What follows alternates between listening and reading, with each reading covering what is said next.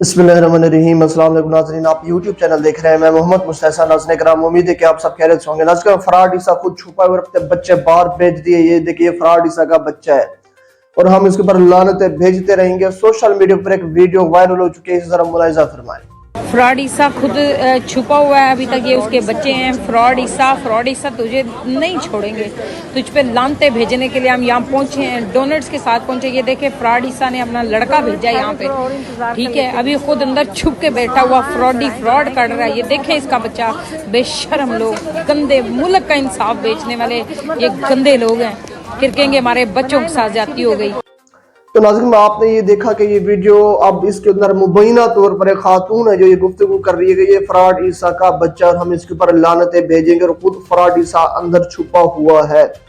अब मैं भी नहीं जानता कि ये काजी फैसल साहब का बेटा है या नहीं, लेकिन मुबैना तौर पर यही इतलात और यही वीडियो सोशल मीडिया पर वायरल हुई पड़े कि जी ये ईसा काजी फैसल साहब के बच्चा है। और ये जो बेटा है ये वहां से गुजर रहा था एयरपोर्ट के करीब से, तो बाहर किसी खातून ने झड़प लिया, वीडियो रिकॉर्ड करे कि तुम फराड ईसा के बच्चे हो, लानत हो तुम कि तुम्हारे ऊपर, और हम मैं ढूंढट भी साथ लाई हूं। तो ये देखे, ये काबिल अफसोस और काबिल इबरत वाकया है कुछ जजेस के लिए कि उन्हें कुछ इबरत हासिल करने की। थोड़ी सी आगे चलकर इसके ऊपर गुफ्तगू करते हैं। लेकिन दूसरी जो अहम तरीन खबर है वो पाकिस्तान तहरीक इंसाफ ने एक बहुत बड़ा फैसला कर लिया इस हुकूमत के खिलाफ।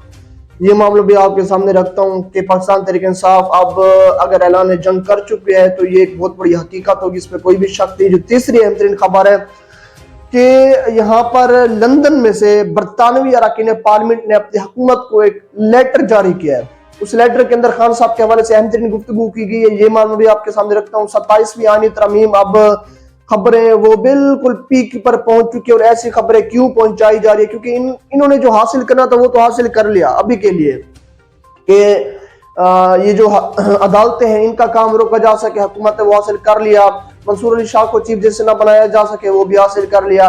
आईनी बेंच बनी जाए, वो भी हासिल कर रही। लेकिन अब क्या मामला है जो 27वीं आईनी तरमीम लाने की बातें की जा रही है, ये मामला आपके सामने रखता हूँ कि जस्टिस याह्या अफरीदी साहब कि अब हाल ही में जो 4-5 फैसले थे उन फैसलों ने इस हुकूमत को बड़ा काफी तरीके से डरा दिया है। अब ये भी डराने की कोशिश कर रहे हैं और ये पैगाम पहुंचाने की कोशिश कर रहे हैं, जब हम 26वीं आईनी तरमीम लाकर आपके साथ इतना सारा कुछ कर सकते तो हम 27वीं भी लाएंगे। काइंडली अगर चैनल पर है तो चैनल को जरूर सब्सक्राइब कर लें, नोटिफिकेशन बेल आइकन पर लाजम क्लिक करें ताकि मेरी आने वाली वीडियो आप तक जल्द से जल्द पहुंच सके। सबसे पहले चीफ जस्टिस काजी फैसल साहब के हवाले से जेरे गर्दिश वीडियो, जिसके अंदर मुबैना तौर पर यह कहा जा रहा है कि ये जो लड़का है ये काजी फैसल साहब का बेटा है। और अगर बेटा है तो फिर मैं ये कहता हूँ कि काजी साहब की छितरोल शुरू हो चुकी है।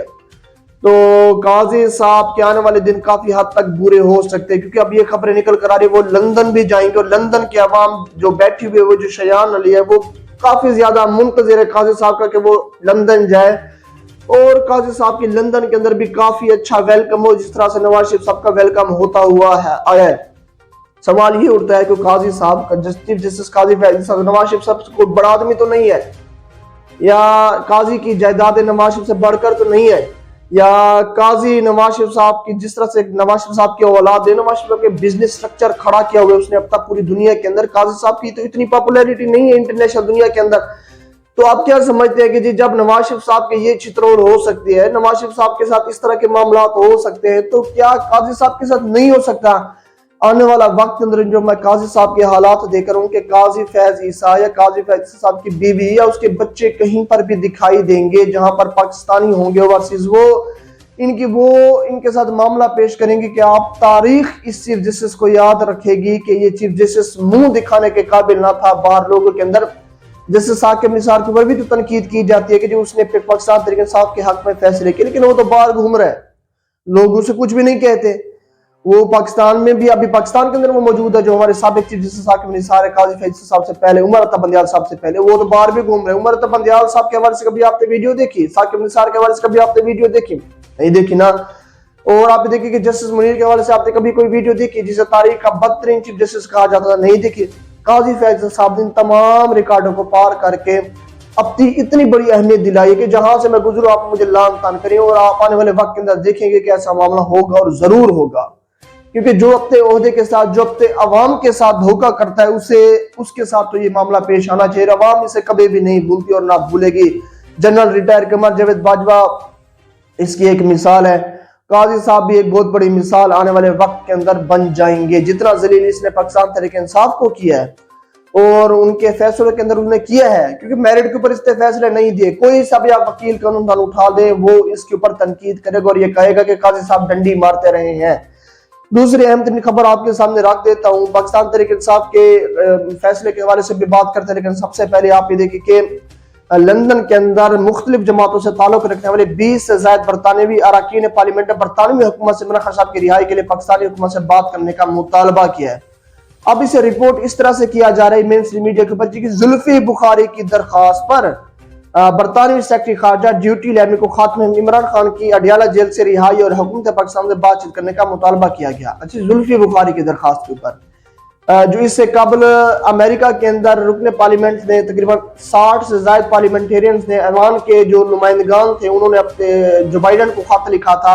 ये भी कहा गया कि पाकिस्तान तहरीक इंसाफ की दरखास्त के ऊपर यह किया गया। मैं ये कहना चाहता हूँ कि थोड़ी सी कोशिश कर मुस्लिम लीग भी ये दरखास्त करा लें, इनको लग पता जाएगा। ये कहते हैं कि जुल्फी बुखारी की दरखास्त के ऊपर ये जो पार्लियामेंटेरियंस थे लंदन के, बरतानिया के, उन्होंने अपनी हुकूमत को खत के अंदर इमरान खान की रिहाई का मुतालबा किया है। एक खत, एक दरखास्त, कभी नवाज शरीफ का कोई पिट्ठू तो देकर देखे। मैं देखता हूँ कि क्या लंदन की पार्लियामेंट या अमेरिकी ऐवान के नुमाइंदगान, अरकान नुमाइंदगान, क्या इनकी बात के ऊपर यकीन करके कोई दरखास्त है क्यों इसी चीज के ऊपर, इशू के ऊपर बात करते हैं? कभी भी नहीं करेंगे। आप लिख कर लेने, यानी कि जो इल्जाम लगाते हैं पाकिस्तान तहरीक इंसाफ के ऊपर, ये इनकी दरखास्त और इनकी काविशों की वजह से अरकान पार्लियामेंटेरियन या दूसरे जो मुल्क है उनकी हुकूमत हमारे ऊपर दबाव डालना चाह रही है। तो मैं ये हैरान होता हूँ कि कितने बेवकूफ लोग हैं। आखिर उनकी दरखास्त के अंदर, उनकी गुफ्तगू के अंदर किस हद तक कुछ सच्चाई होती होगी तो वो भी उनका साथ देते होंगे।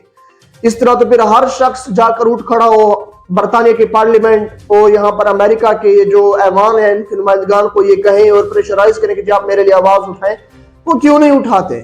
वो आवाज उसके ऊपर उठाते हैं जो जिस चीज के अंदर उन्हें सच दिखाई देता है। तो आप ये देखिए कि ये चीज इनको खटक रही है।